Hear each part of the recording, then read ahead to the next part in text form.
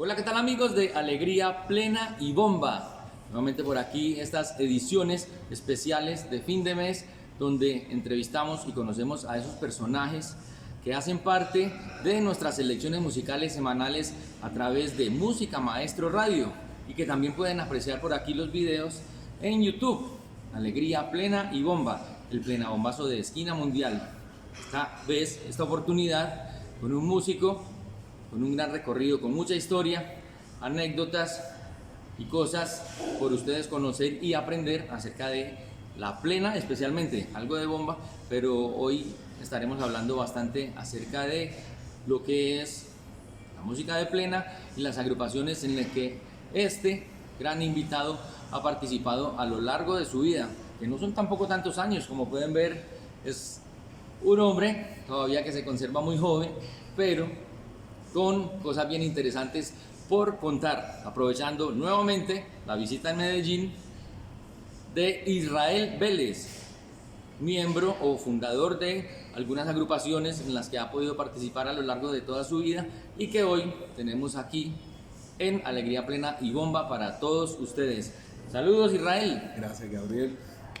Un placer estar aquí, primera vez en Medellín y aunque fue una estadía corta, la verdad es que estoy impresionado y más allá de lo que te pueda contar en la entrevista y en la grabación, sabes que en lo personal te lo he comentado en estos varios días que estuve múltiples veces. Así que el placer es mío.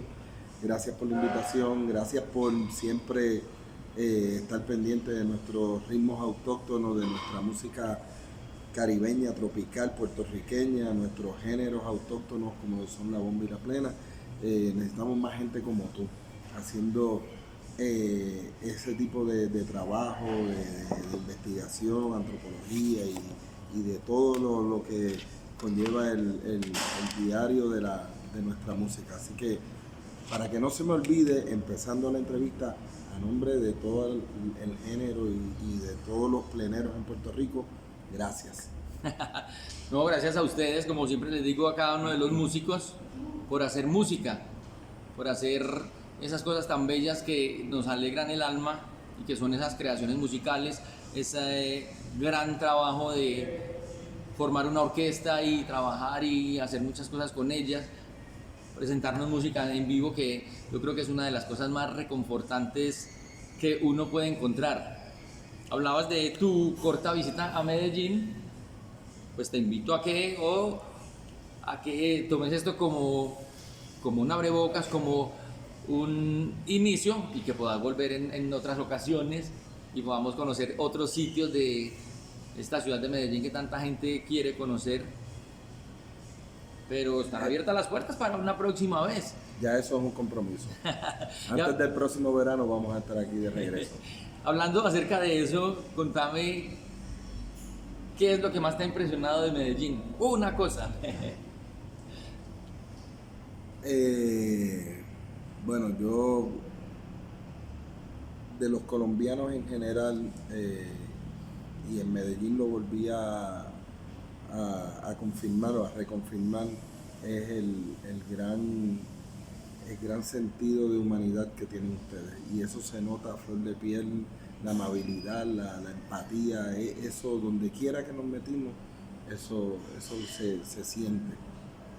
Yo pienso que ese es uno de los motivos por los que en este momento se está dando esa gran conexión, esa gran afinidad entre los puertorriqueños, los colombianos y en el caso específico de Medellín con los paisas, porque encuentro que tenemos cosas muy parecidas, ese querer atender bien la gente que conocemos, que llega a nuestro sitio. Igual experiencia he tenido yo cuando he ido a Puerto Rico, entonces yo creo que esa es como la principal razón por la que hay en este momento esa gran comunión entre puertorriqueños y colombianos, ustedes llegando bastante acá, algunos de nosotros yendo a Puerto Rico cada que tenemos la oportunidad. Entonces, que se siga dando esta sinergia, esta comunión. Nosotros en 4 días visitamos lugares emblemáticos: La Comuna, Pueblito Paisa, Guatapé y hoy estuvimos en la Plaza Botero, en la plaza y en el Hueco. en el hueco. Y me Vale el comercial. Y me sorprendió lo leído que nos tienen. Una vez llegamos, rápido nos identifican, nos dicen frases que De la jerga normal de sí. ustedes, de su vocabulario común. Y eso me sorprendería si voy a países cercanos como lo son quizás República Dominicana, o si viajo al norte, quizás en el sur de la Florida, pero no me lo esperaba aquí en Medellín. Así que Crea eso que- me sorprendió de manera chévere. Yo creo que eso valida más lo que te estaba diciendo Sí. ahorita, que o sea, ya lo que es los restaurantes, muchos de los sitios, ya el mismo antioqueño trata de hacerse entender, a pesar de que usemos el mismo lenguaje español, hay palabras muy propias de cada dialecto, digamos en este caso de cada acento, en este caso el puertorriqueño, entonces ya muchos de las personas que atienden, que tienen ese servicio al cliente, están utilizando las palabras específicas para que ustedes puedan entender, como por ejemplo el amarillo, la tajada de plátano, Jugo de China. jugo de China y todo ese montón de cosas con las comidas o inclusive con algunos productos. Vamos entrando entonces en materia. Como les decía, son bastantes las historias que vamos a oír hoy, a conocer y a aprender, para que las vamos relacionando con esa música que yo les voy llevando cada 8 días a través de nuestro programa Alegría Plena y Bomba. Vamos a comenzar entonces por el comienzo, que era por ejemplo algo que yo no conocía y pude afortunadamente en estos 3 días de conversaciones y de paseo de ustedes ver y conocer todo eso, porque La cronología. sí, principalmente la cronología, y pues vos todavía estás muy joven, no tenés una biografía escrita como músico, aunque me gustó eso de vos que me decías que no te consideras un músico propiamente, sino un plenero. Explícanos por qué te consideras más plenero que músico. Bueno, yo por razones del destino no tuve la oportunidad de tener una formación musical o una educación musical formal. La fui adquiriendo en el paso de los años, gracias a los músicos que tuvieron su educación formal y que me dieron la oportunidad de trabajar con ellos. Pero yo nací finales de los 60. En esa época mi papá era oriundo de Barrio Obrero, un sector en el área de San Juan, en Puerto Rico. ¿Me recuerdas por favor el nombre de tu papá? Israel Vélez. Le dicen Calo Vélez. Él es natural de Residencial Las Casas y tenía o tiene 7 hermanos, por ende tuvo muchos sobrinos y en el residencial vivían la gran mayoría. Y entonces, donde quiera que se metía, le decían bendición tío, y el apodo de Calo varió a ti o cambió Se amplió. se amplió, y entonces le decían tío Calo porque gran parte de los conocidos escuchaban a los sobrinos sanguíneos decirle tío Calo. Pero mi papá también se llama Israel Vélez, aunque muy poca gente lo conoce por Israel. Entonces te decía que en los principios de los 70, yo tendría 4 años, 5, comenzó la formación del emblemático grupo Los Pleneros del Quinto Olivo, del cual mi papá fue uno de los miembros originales y fundadores. Desde ese entonces, quizás 71, 72, 73, 1973, yo tuve mi primer encuentro con el género de la plena y ahí comenzó mi formación como plenero, teniendo como primeros maestros obviamente a mi padre y a ese grupo Insigne de la plena. de pleneros, como lo fueron los hermanos Olivo, como lo fue el propio Cano Escremera, como los primos de los Olivos que eran Jimmy Baez y Edgar, que aunque no hacen mucha mención de ellos por los nombres, eran parte de ese grupo y todo el sinnúmero de integrantes pleneros. Que para ese momento todavía no se llamaban los pleneros del Quinto Olivo. En los 70, Bajito, Capitol Clemente comienza con los festivales de bomba y plena, y existía un grupo previo a los pleneros del Quinto Olivo que se llamaban los pleneros de las casas. Las casas refiriéndose al residencial donde residían la mayoría, era un residencial público, una comunidad de gente humilde trabajadora, en donde vivían muchos de los que hoy conocemos como grandes artistas y exponentes, y de otras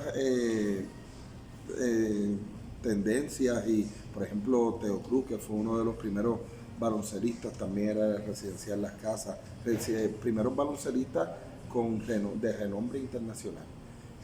Así que desde el residencial Las Casas y del área de Barrio Obrero y Santurce salieron muchas personas, muchos músicos, mucha gente de mucho renombre. Entonces, te contaba que en los 70, bajito en los 70, Capitol estaba montando los primeros festivales de bomba y plena, y le dice a los compañeros del grupo Los Pleneros de las Casas, hay que buscarle otro nombre y vamos a presentar esto de otra manera, que sea más formal de pronto. Sí, que no se vea que es un grupo de una región, de un sector, sino que sea un nombre más amplio, que le dé otra dimensión. Y es que ahí surgen los Pleneros del Quinto Olivo. Así que yo obviamente era muy chico, pelado, le dicen peladito. Bien, ya aprendiendo el léxico paisa. Sí, y entonces pues no recuerdo bien los años y hay algunos detalles que se me pueden escapar, pero en resumen y la esencia es que los pleneros del Quinto Olivo evolucionan de lo que fueron los pleneros de las casas, comandados por Aníbal Tanti Rivera, y luego le pasa el batón a Eddie Olivo, que es el quinto de 8 hermanos, y por eso es que se llaman los pleneros del Quinto Olivo.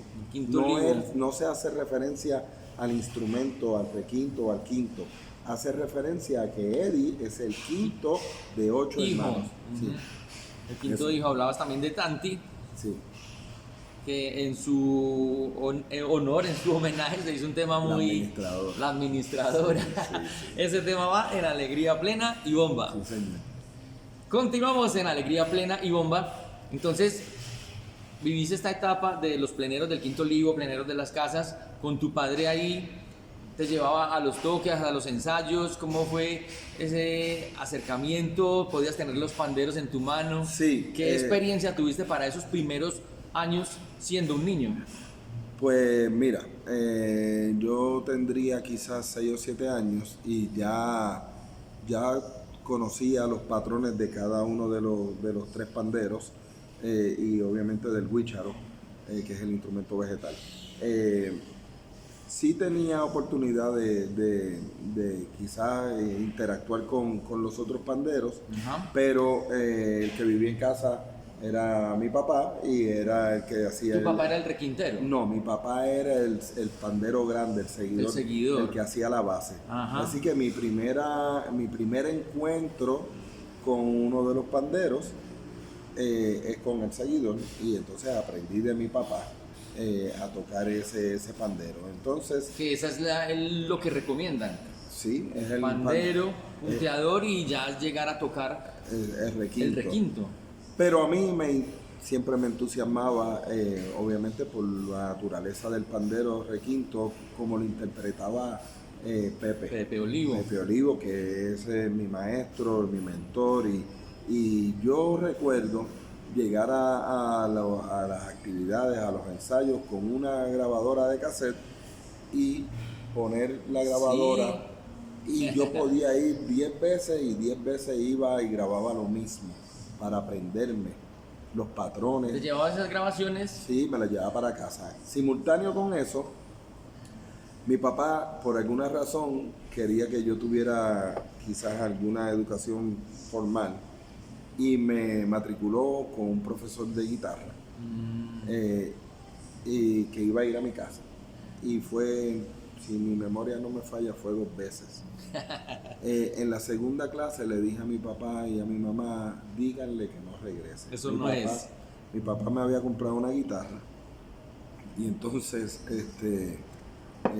bueno, le dije, no regrese, yo no voy a ser guitarrista, yo soy plenero y a mí lo que me gusta es esto.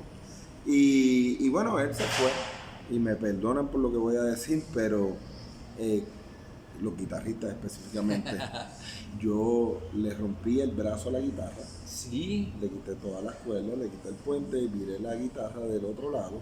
Y con las grabaciones, yo practicaba en el cuerpo de la guitarra.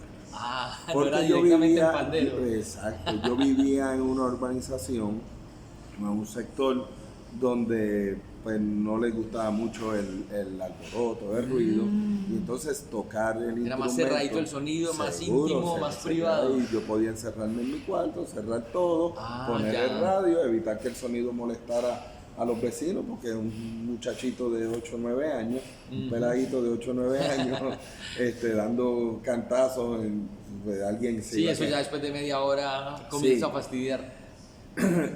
Y así seguí evolucionando, seguí con mi papá de actividad en actividad, con el coaching de él y de todos los compañeros que trabajaban con él en ese entonces, hasta que... ¿En qué momento alguien te dice o te propone comenzar a participar con un grupo?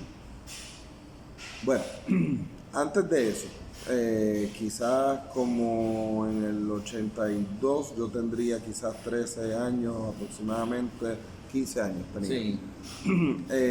Ya tenía panderos formales. ¿Tuyos? Míos. ¿De quién fue ese primer artesano? Que es algo que los pleneros siempre tienen en cuenta. Mis primeros panderos fueron de... Bueno, Timbas Ismael estaba ubicado en un área de Puerto Rico, cerca del área metro, en Bayamón, y le hizo uno de los panderos que usaba mi papá. Y mi papá, en ese entonces era un pandero tumbador de aluminio, el borde con el cuero de chivo. O sea, como hace hecho de olla. Sí, de olla. Y quizás un pandero con unas dimensiones de 14 pulgadas.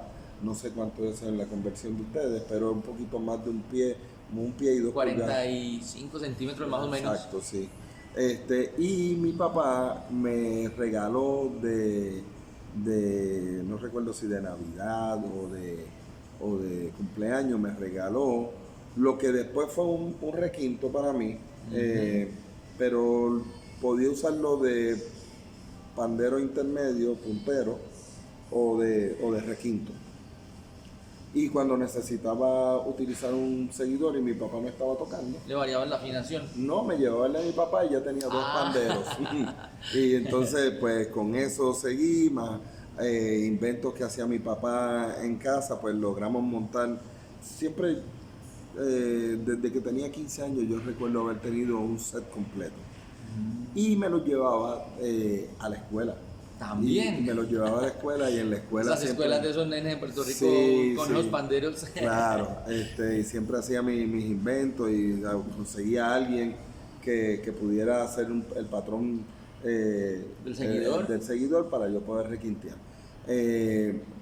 Ya en ese entonces, ya Pepe y Papi y Eddie y los muchachos habían visto tu inquietud. Mi inquietud, y ya sabían que yo podía tocar y mantener el patrón. De hecho, en una actividad en una parranda es este tipo de encuentros familiares y de amistades en diciembre. Especialmente. Estábamos en casa de un artista, salimos a darle unas parrandas a varios artistas, salieron ellos, yo fui de presentado.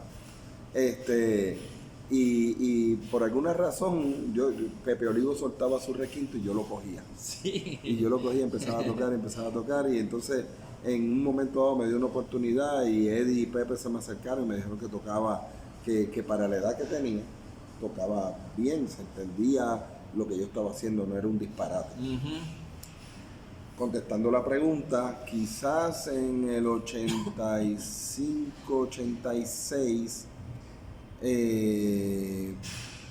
ya yo estaba en la calle tocando por dinero. 86, yo tendría 18 o 19 años, ya estaba en la calle tocando, haciendo mis primeros guisos, con grupos pequeños, haciendo actividades más pequeñas. Todavía muy aficionado, no tan Sí. profesional. Totalmente aficionado, pero con un deseo grande de aprender y hacer cosas y se juntaron. Seguir creciendo musicalmente. Sí, y mi generación coincidió, o en mi generación coincidimos muchos exponentes que luego tuvimos grupos o participamos de grupos o hemos tenido éxito, por decirlo de alguna manera. Comencemos a mencionar algunos de ellos. El primero es Tito Matos. Tito Matos, que de alguna manera es, o sea, muchos de los pleneros tienen que hablar de Tito Matos en determinado momento de su vida o de su carrera musical. Sí. Tito y yo nos conocimos más o menos en el 85, en enero del 85, y nos volvimos a ver el año después. ¿Cómo fue ese que se conocieron? Nos encontramos en unas fiestas de la calle San Sebastián frente a la tarima de la Plaza San José, viendo al grupo Tipicón, en donde cantaba, o que el grupo era liderado por Víctor Toro Muñiz, que había sido integrante de los Pleneros del Quinto Olivo, muy amigo de mi papá, un tío político, por decirlo así, para mí. Y bueno, una figura a quien ver. Y entonces en ese momento él no participaba con los Pleneros del Quinto Olivo, había creado su propio grupo. Creado su grupo y estaba. Era un grupo impresionante. Igual de impresionante que los Pleneros del Quinto Olivo, pero esta era la novedad de un grupo que acababa de salir. La cantidad de músicos tan talentosos Sí. que tenía, que después también cada uno se fue por un proyecto diferente, pero de mucha calidad. Sí, muchísimo, muchísimo. Por eso ahorita me preguntaste cuál era la diferencia entre ser un plenero y ser un músico, y entonces ahí es donde yo me he rodeado, he tenido la suerte de, además de poder desarrollarme como plenero, estar rodeado, tener el coaching o la mentoría de músicos como diferentes. Tú dices, sí, y músicos, te voy a mencionar uno, el trombonista de los Pleneros del Quinto Olivo, más joven, no fue el único, por ahí pasaron varios, desde Víctor Candelaria, Luz Centrón, pero yo recuerdo en mi casa un ensayo de los Pleneros del Quinto Olivo con Toñito Vázquez. Con 17 años, acabadito de llegar del área de Salinas donde vivía, vino a ensayar con los Pleneros del Quinto Olivo y ese ensayo fue en la marquesina de mi casa. Sí. Ese día yo conocí a Toñito Vázquez. Y luego de eso, Toñito grabó en producciones, en múltiples producciones donde yo trabajé. Además de que pues lo que te podía enseñar un caballero como Toñito Vázquez, pues, además de las anécdotas y el buen tipo que era, bueno, otro es Fernando Marcano, trompeta, que Toñito desgraciadamente murió hace unos meses, pero Fernando Marcano, que tiene cerca de 70, 71 años, que es trompetista de Willy Rosario, también participaba activamente con los Pleneros del Quinto Olivo, y luego de muchos años, él trabajó con muchas orquestas, Mulense, Willy Rosario, Michael Stewart, dirigió la banda de Michael Stewart. Luego de eso viene a trabajar con el proyecto de Sacandela, y dirigió el grupo todavía hace parte de sus sí, actividades y cosas. Sí, así que bueno, pues por ahí. Entonces en el 86, 87 comienzo yo con mis primeros pininos o mis primeras actividades como músico ya formal, donde pues, recibía un estipendio, un pago por llevar un producto, y así sucesivamente pues fueron creciendo.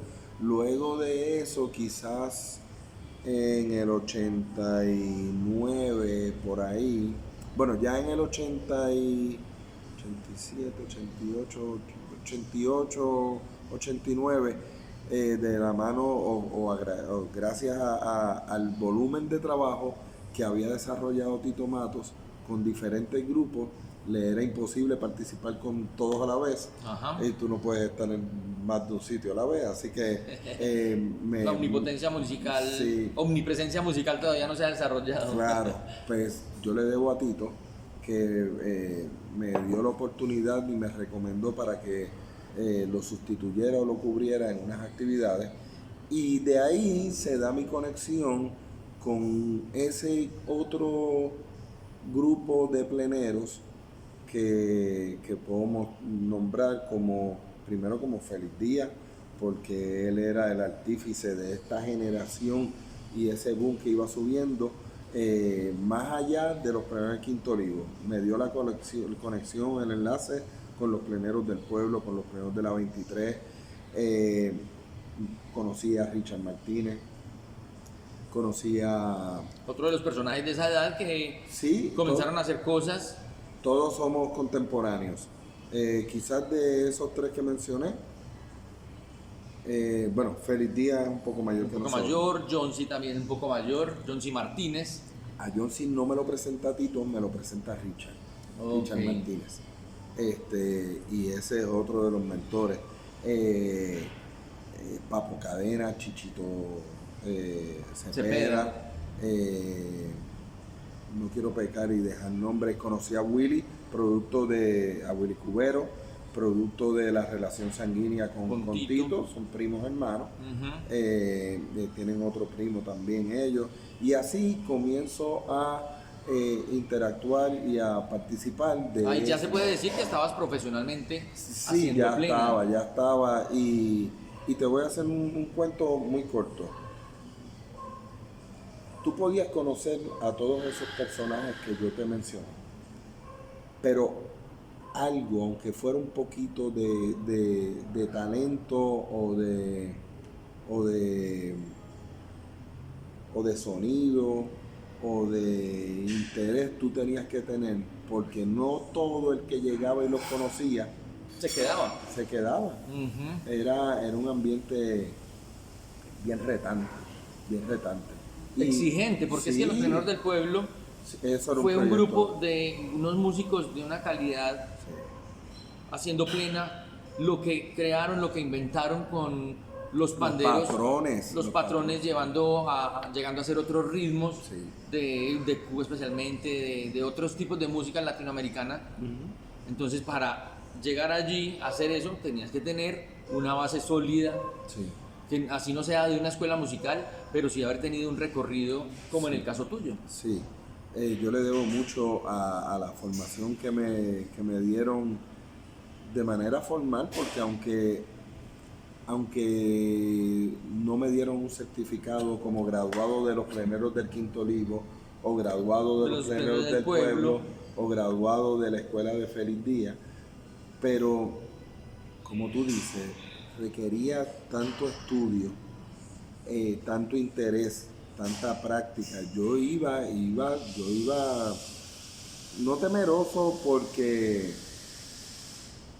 ellos me intimidaran, sino temeroso porque quería aprender rápido. Más la expectativa. Sí, y llenar la expectativa para que no dejaran de contar conmigo. Claro. Yo quería que siguieran contando conmigo todo el tiempo. Ujú. Y entonces, bueno, eso te hace ser un estudioso. No, te lo dije, yo grababa los shows y los ensayos Para ir a practicar a la para ir casa. a casa a practicar. Y bueno, pues así fui evolucionando. Ya en los 90, quizás un poquito antes, tuve la oportunidad de participar con los Pleneros del Quinto Olivo. Ya mi papá no estaba con el grupo. Y en una ocasión, Eddie Olivo me llama porque Ángel Cachete Maldonado, quien era el que hacía el puntero con los Pleneros del Quinto Olivo, no podía. Y entonces pues necesitaban a alguien que sustituyera, y que más que yo, que me conocía todo el repertorio, los breaks, los cortes, las rutinas. Habían visto tu evolución musical, tu crecimiento. Sí, fui parte de ese crecimiento y le agradezco que, ¿verdad?, que me dieran esa oportunidad. Y ya y después de ahí yo creo que el resto cogió vuelo rápidamente. Esa historia. Sí. Vamos a avanzar un poco más rápido en las anécdotas y todo este proceso musical. Entonces comienzas a participar de esos grupos, pero también como con una inquietud de crear, de comenzar a hacer tus propias cosas. Sí. Y conociste otros músicos y qué se empieza a dar ahí. Pues otra vez Tito Matos me da una oportunidad en el cierre de la Expo de Sevilla en el 92. Él se tenía que ir con los plenos de la 23 y había unas actividades pendientes y me dice, mira Israel, te va a llamar este productor para hacer unas actividades en una discoteca, llámalo y cuadra con él. Y yo lo llamo y bueno, pues en ese momento yo trabajaba con el pintoresco Billy Van en Puerto Rico, pero Billy tenía unas obligaciones contractuales con una firma que había hecho, Sí. y no podía salir a cantar si no era por medio de esa línea. Y entonces pues ya yo conocía a Richard, tenía otro grupo de amigos que eran Ángel, Gina, Pablo y otro grupo de amistades que no habían tenido una formación en el mundo de los pleneros, pero que ya yo con lo que aprendía le iba pasando y ellos... Y que tenían también talento. Y claro, y éramos muy afines. Uh-huh. Y entonces cojo esas actividades, eso fue en 92, 93. No estoy muy claro con la fecha, fue cerca de agosto, creo que fue 93. Y comenzamos a hacer actividades donde el cantante era Richard Martínez, era un concepto acústico completamente, no tenía ninguna orquestación, participaba con nosotros o llegó a participar en algunos de los eventos Harry Sebastián de Golpe de Plena, como cantante y en los coros. Entonces era Richard, Gina, Pablo, Ángel, Harry y yo. Y comenzamos a hacer actividades, sí, un combo. Entonces, de una o dos actividades, esto resultó que fue un cúmulo de actividades que se dieron digamos que en 2 meses se dieron una serie de actividades. Posterior a eso, o anterior a eso, yo me había encontrado a un bajista en el área del Viejo San Juan, que había trabajado con mi papá y que por alguna razón siempre nos veíamos y nos conocíamos, y me dice un día, mira, no estoy haciendo mucho, me gustaría que por favor me incluyeras, a ver, vamos, que te veo tocando por ahí todo el tiempo. Hacer música. Y yo me quedé con eso, y luego de que nos empiezan a llamar, o nos continúan llamando de esas actividades, yo digo, ¿saben qué, muchachos? Es tiempo como que de... Agreguemos un ingrediente más al Sí, a ver grupo. qué pasa. Y en ese momento pues llamamos a ese integrante. Y luego de eso terminamos toda esa temporada, y digamos que en enero del año después, ya 94, de ahí comenzó lo que en la eventualidad fue Plena Libre. Plena Libre Orquesta. Plena Libre la orquesta, porque el bajista a quien yo llamé, habías convocado, sí, era Gary Núñez, y Gary pues se dio a la tarea de integrarse a nosotros y comenzar a ver la euforia que se generaba cuando nosotros trabajábamos, y muy astuto y muy hábil y muy inteligente le dio forma a eso. Y él es quien nos propone que orquestemos ese concepto que van casi 30 años, creo, o se cumplen 30 94, años. sí, están 30 años, sí. 30 años cumpliendo. 30 años en una trayectoria intachable, una trayectoria grandísima, producto de esa visión, ese junte, y que él logró llevarlo a la... Maximizar. Sí. Plena Libre es una orquesta que afortunadamente, bueno, escuchamos regularmente en Alegría Plena y Bomba, pero tuvimos la posibilidad también de ver acá en Medellín, Sí, lo supe. en meses Me alegro recientes. mucho por eso. Pienso yo, al menos en Medellín. En Barranquilla habían llegado pleneros a Cartagena, los pleneros del Quinto Olivo, Sí. el Truco y Zaperoco también anduvieron por ahí alguna vez, pero a Medellín yo creo que es la primera vez que ha llegado una orquesta, en este caso Plena Libre, que como bien Israel decía, tiene un largo bagaje musical, 30 años, bastantes historias. Ya hemos conversado anteriormente en Alegría Plena y Bomba con Gary. ¿Qué te queda así de Plena Libre de esa época que tuvieron más o menos 10 años participando con ellos? Yo tuve Un recuerdo así bien Yo estuve grato. del 93, desde que se comenzó, hasta el 2005, o sea, yo tuve 12 años. Ajá. Bueno, ¿qué te puedo decir?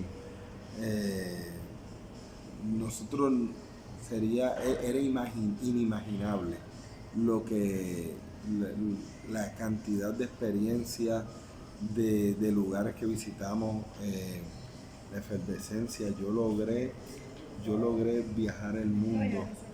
Yo logré viajar el mundo gracias a ese grupo. Llevamos ese no, por No, favor, ese no. No. Gracias. Cosas que pasan. Sí, en vivo. Sí, y como tú dijiste, yo creo que lo que más yo me llevo, aparte de los grandes amigos que hice, y dentro de la orquesta y fuera de la orquesta, porque conocí tanta gente, y yo llevo casi 20 años fuera del grupo, 19, y todavía a mí la gente me dice, vaya, Plena Libre, ¿sabes? Todavía me lo dicen, todavía. Sí. Así que yo me llevo gratos recuerdos del grupo, de la gente externa que conocí, el repertorio, la aportación musical y cultural que nosotros logramos, porque no era cuestión de que éramos los mejores o los peores, es que nosotros llevamos el género al próximo paso. La interpretación, la manera en la que lo hacíamos, los vestuarios, la energía, la juventud. Algunos ingredientes que se utilizaron Sí, respecto a cómo se hacía la música. sí, con los arreglos, la combinación de instrumentos, la orquestación, las voces, lo que impactábamos, los sitios donde llegábamos, porque nosotros no éramos un grupo folclórico ni tradicional, éramos un grupo de jóvenes modernos haciendo plena para un la nuevo masa, público. para la masa. Y un nuevo público. Todo el mundo, era una euforia. Nosotros llegamos a los sitios, era una euforia brutal. Y simultáneamente con eso aparecen nuevamente Tito Mato con su grupo, Viento de Agua, forjándose en la ciudad de Nueva York, Iván Rivera con el grupo Plenéalo, forjándose en la montaña en Ay Bonito y bajando. Así que esa etapa del 90, finales del 90 fue muy fructífera en la aparición de grupos pleneros. Salió Harry Sebastián con Golpe de Plena, que era un proyecto que a mí me encantaba, en donde participó Jonsi, participó Willy Cubero. El primo de Tito y Willy, que Sí. se me escapa el nombre en este Sí, momento. lo estoy buscando hace rato y se me va también, Sí. que era buen requintero y buen percusionista. Un grupo muy bueno también. Excelente. Golpe de Plena. Y tenía la virtud o lo marcaba el que Harry era el que escribía la mayoría de los temas. Y yo considero a Harry un escritor de plena, un virtuoso.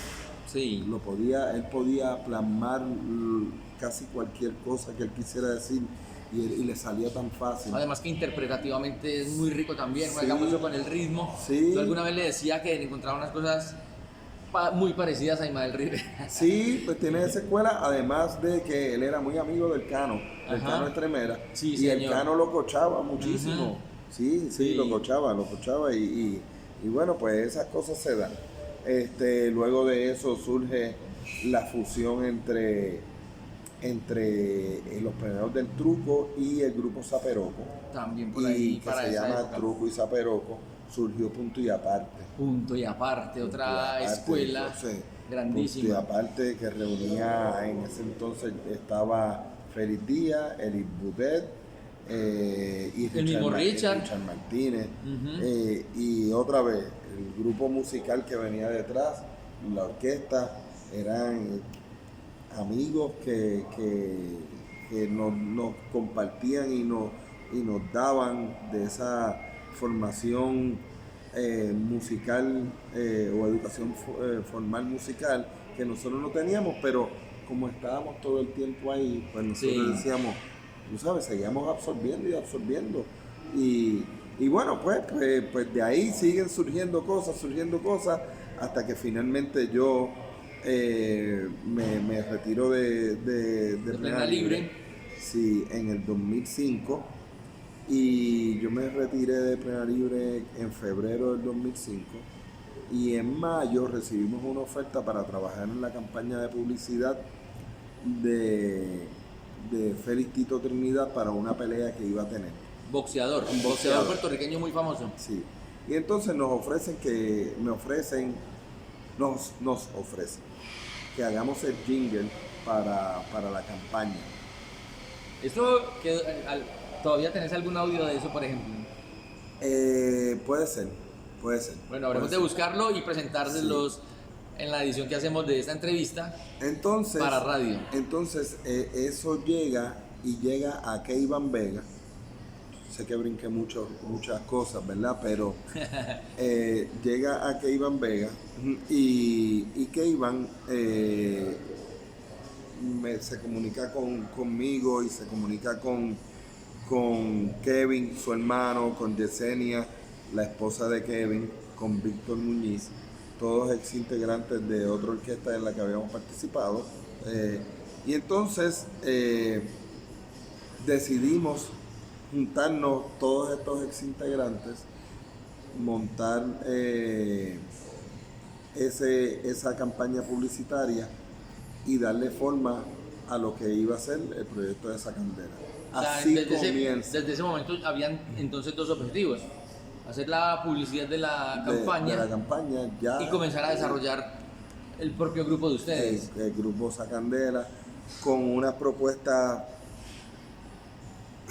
bien interesante, bien agresiva musicalmente, combinaciones distintas, llevaba trompeta, trombón, llevaba saxofón barítono, arreglos que sonaran de otra manera. Queríamos tener una identidad Muy propia. con una agresividad o fortaleza musical que hasta ese momento yo creo que no lo tenían, porque pues Plena Libre tenía su estilo, Punto y Aparte tenía otro estilo que era musical y agresivo, pero rápido.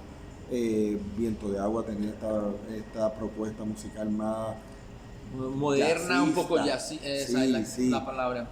La de nosotros era un poco más, ahorita dejé también, porque sí, dejé Esencia. De Grupo Papote. Esencia. Sí, y no quiero, ¿verdad? Sí, Esencia, qué pena con un poco Papote. Sí, así que Papote, me disculpo, pero Esencia también es de esa generación. Papote es del área sur de Puerto Rico, de Ponce.